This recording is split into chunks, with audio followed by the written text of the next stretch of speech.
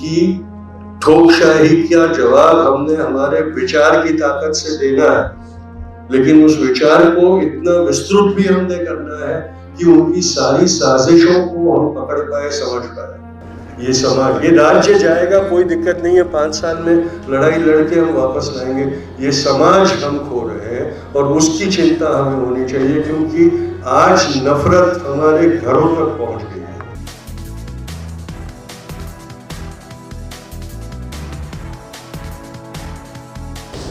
ये जरूरी है कि हम लोग सब, जो महाराव जी के ऊपर हमला किया गया, उल्कातई के ऊपर हमला किया गया, योगेंद्र जी के ऊपर हमला किया, उसके पहले भी जो सारे ऐसे हिंसात्मक प्रयोग किए गए, उसका निषेध करें। लेकिन इसके साथ ये नफरत और हिंसा की जो टाइमलाइन है उसे समझना बहुत ज़रूरी है, क्योंकि ये लोग कोई भी चीज़ स्पॉन्टेनियसली नहीं करते, वो साजिश करते हैं और साजिश के मुताबिक अपना प्रायोजन करते रहते हैं। इसलिए हमने वो साजिश समझना बहुत ज़रूरी है कि ये क्या हो रहा है। महाराष्ट्र की ही बात अगर हम करें तो महाराष्ट्र में इन्हीं लोगों ने दाभोलकर को मारा, इन्हीं लोगों ने कॉमरेड पानसरे को मारा।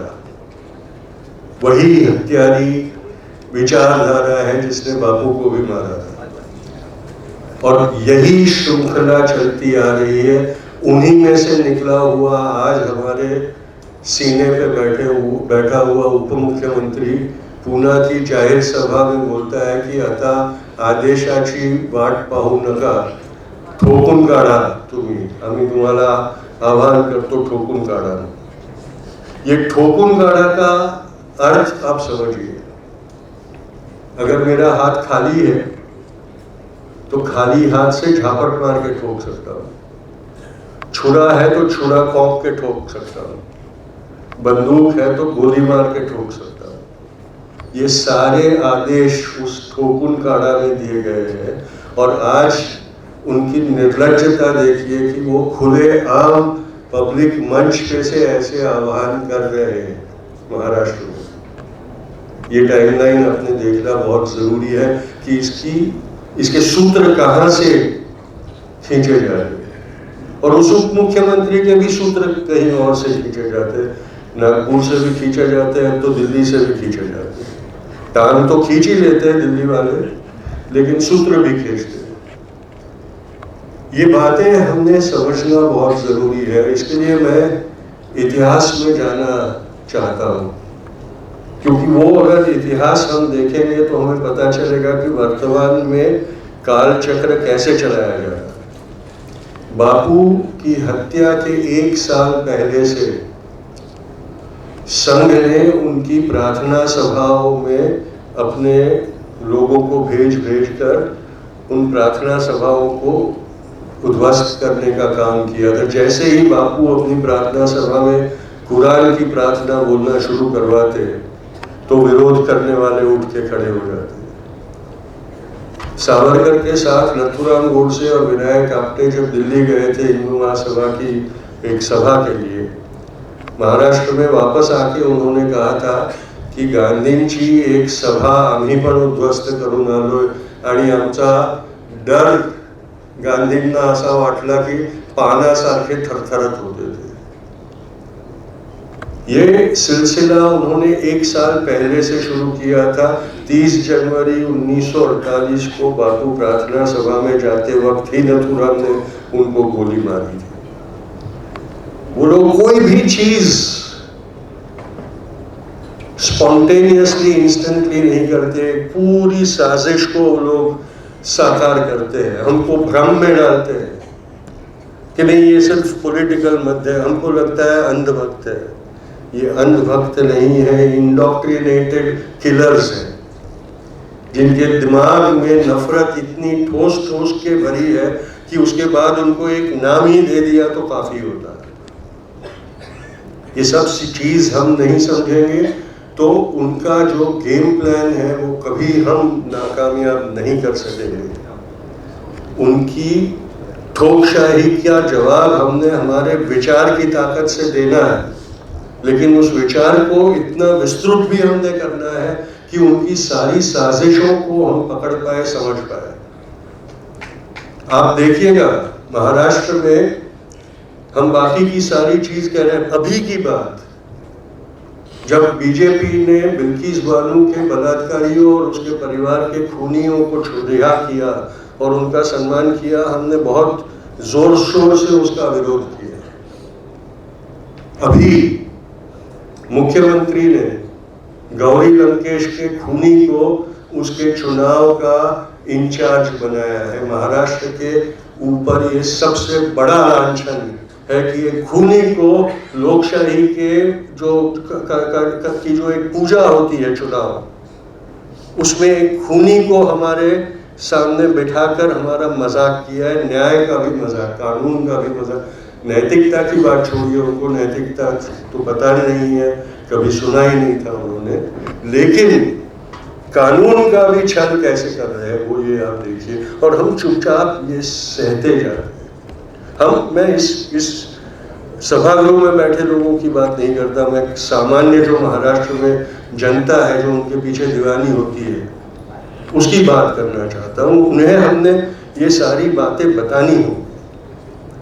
जिस तरह से वो लोग नफरत बोल रहे हैं उसी तरह से हमने उस नफरत के खिलाफ मोहब्बत, समझ और सहिष्णुता का संदेश भी पहुंचाना बहुत जरूरी है। ये वक्त अब हमारे हाथों में से छूटता जा रहा है। ये समाज, ये राज्य जाएगा, कोई दिक्कत नहीं है, 5 साल में लड़ाई लड़के हम वापस लाएंगे। ये समाज हम खो रहे हैं और उसकी चिंता हमें होनी चाहिए, क्योंकि आज नफरत हमारे घरों तक पहुंच गई है, हमारे परिवारों में आ गई है। परिवारों के व्हाट्सएप ग्रुप सुबह सुबह पढ़ो तो नफरत के मैसेजों से भरपूर होने लगे। इसकी चिंता हमने करनी चाहिए। ये जो जहर हमारे घरों में आ गया है, हमारे परिवारों में आ गया है, उसके खिलाफ अगर हम नहीं लड़ेंगे तो ऐसी वारदातें होती रहेंगी। क्योंकि जिनका दिमाग मरा हुआ होता है, वो इंग्लिश फिल्म्स में एक जॉनरा है, ज़ॉम्बी फिल्म्स, कि जिसमें मरे हुए मुर्दे जिंदा होकर वो लोगों को मारते हैं, काटते हैं, और जिनको काटते हैं वो भी वैसे हो जाते हैं। ये इंटेलेक्चुअल ज़ॉम्बीज हैं जिनका दिमाग मर चुका है, लेकिन उनके शब्द दूसरों का दिमाग मार डालते हैं। ये सारी चीज़ों के खिलाफ हमने मिलकर एक लड़ाई लड़ना बहुत ज़रूरी है। 42 में मेरे परदादा ने अंग्रेज़ों को एक नारा देकर चुनौती दी थी और कहा था कि अंग्रेज़ों भारत छोड़ो। ये वक्त आ गया है जब हमने एक नारा देना है, नफरतों भारत छोड़ो। क्योंकि अगर नफरत इस मुल्क पे हावी हो जाएगी तो फिर हम कितने भी चुनाव क्यों ना जीते, हम जीतेंगे नहीं, आखिर में हम हार ही जाएंगे। क्योंकि अगर समाज को हार गए हम तो फिर कुछ बचता नहीं है बचाने के लिए। और इसलिए हमने इन सारे वारदातों का एक बैठकर इसके लिए एक रणनीति बनाना बहुत जरूरी है, जहां हमारे पॉलिटिकल विचारों को दूर रखकर समाज के लिए जो हमारे दिलों में तमन्ना है उसके लिए काम करने के लिए हमने कटिबद्ध होना अब अनिवार्य हो गया है। चुनाव के बाद शायद और गठबंधन बनेंगे, सत्ता के लिए और समझौते किए जाएंगे। हम उन गठबंधनों और समझौतों में नहीं होंगे, पर अगर उसमें गलत समझौते, गलत गठबंधन होते हैं तो उसके खिलाफ भी लड़ने के लिए हमने खड़ा होना पड़ेगा। क्योंकि हम नैतिकता की बात करते हैं, हम तक साधु राजनीति महाराष्ट्र में पुनः प्रस्तावित होने नहीं देना चाहते। ये सारी बातें हमने समझना बहुत बहुत जरूरी है, क्योंकि ये जो सीजन है वो अपॉर्चुनिस्ट्स की सीजन है। इसलिए हर रोज कौन कहां से कहां चला गया, कौन कहां गया था फिर से कूद के कहां चला गया, उसी की बातें सुनते रहते हैं हम लोग। और उन सारी चीजों को ये कह के जायज बताया जाता है कि भाई चुनाव है, चुनाव में समझौते करने पड़ते हैं। समझौते नहीं करने पड़ते हैं। समझौते सत्ता की लालच के लिए किए जाते हैं। उस लालच के खिलाफ भी हमें जंग लड़नी पड़ेगी। तो महाराज जी, आप बेफिक्र रहिए। आपने जो माफी मांगी, तो बापू ने भी कई बार माफी मांगी थी, क्योंकि वो नहीं चाहते थे कि उनके शब्दों से भी किसी को दुख पहुंचे। और उसमें जो विनम्रता है वो दिखाना भी एक बहुत महान बात है जो आपने बता किया। आप अपने विचारों से विभिन्न क्यों ना हो, पर अगर उनको दुख होता है तो एक बार माफी मांगने में कोई गलती नहीं, लेकिन उस माफी के पीछे एक चुनौती भी होनी चाहिए कि कल वही बात मैं वापस करने वाला हूँ, तुमको दुख हो जाए माफी भी मांगनी है। ये करते रहिए। बहुत बहुत शुक्रिया।